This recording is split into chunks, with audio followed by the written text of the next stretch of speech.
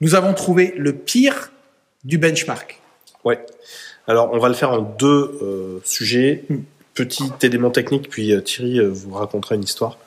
Le petit élément technique, c'est qu'il y a un moment, vous devez arrêter, lorsque vous visitez d'autres entreprises, de repartir avec leurs ordonnances en imaginant que leur ordonnance est adaptée à votre maladie.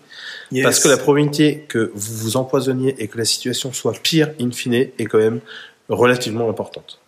Donc, arrêtez de prendre et de copier bêtement. C'est un peu comme les Chinois qui vont sur des salons, qui font des photos de pièces qui sortent de moulage et qui vont refabriquer la même pièce exactement avec les mêmes trous aux mêmes endroits, sauf que ce qu'ils ne savent pas, c'est que le trou en question avait été percé sur le proto pour un test particulier. Voilà.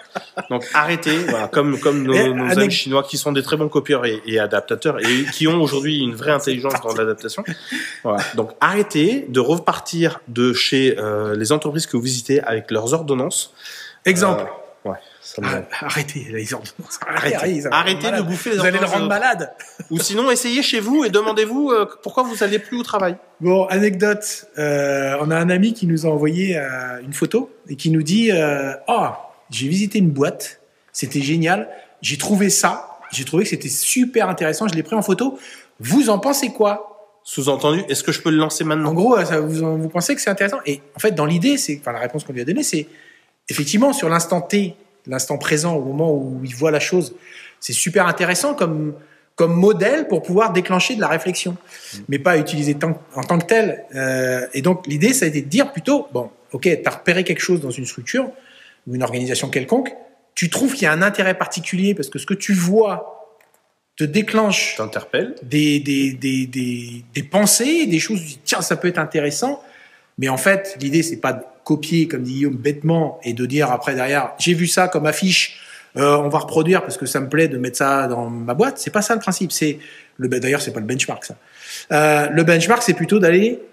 Alors déjà, ça se prépare, ça s'anticipe, ça se réfléchit, on trouve des cibles, on cherche des cibles. Après, on va chercher l'entreprise qui correspond bien à ce qu'on a besoin. Tu t'en vas, la mouche, tu n'as pas le droit d'être là. C'est une vidéo privée, ça. Non, mais oh. Et en fait, dis donc. Arrête. Et en fait, le principe, c'est d'abord, s'il y a quelque chose qui vous interpelle dans une entreprise dans laquelle vous allez faire un benchmark, c'est de questionner, mais passer beaucoup de temps pour comprendre la genèse qui a fait qu'à un moment donné, cet outil est arrivé sur un mur ou dans une procédure, etc. C'est de comprendre ce qui s'est passé autour pour comprendre. Comprendre, ça veut dire après interpréter, traduire pour sa propre organisation et à un moment donné se dire, OK, ce que j'ai vu là-bas, ils ont telle et telle organisation, ça a généré tel ou tel résultat. Pour nous, on va dire, c'est pas forcément adapté en l'état. Par contre, on va essayer de faire en sorte de pouvoir l'implémenter avec notre culture, avec notre façon de pratiquer, avec le sens qu'on donne aux choses, pour que ça puisse être facilement digéré, mis en œuvre, et surtout que ça génère du résultat. Sinon, ne faites pas. Salut, je vais m'occuper de la mouche.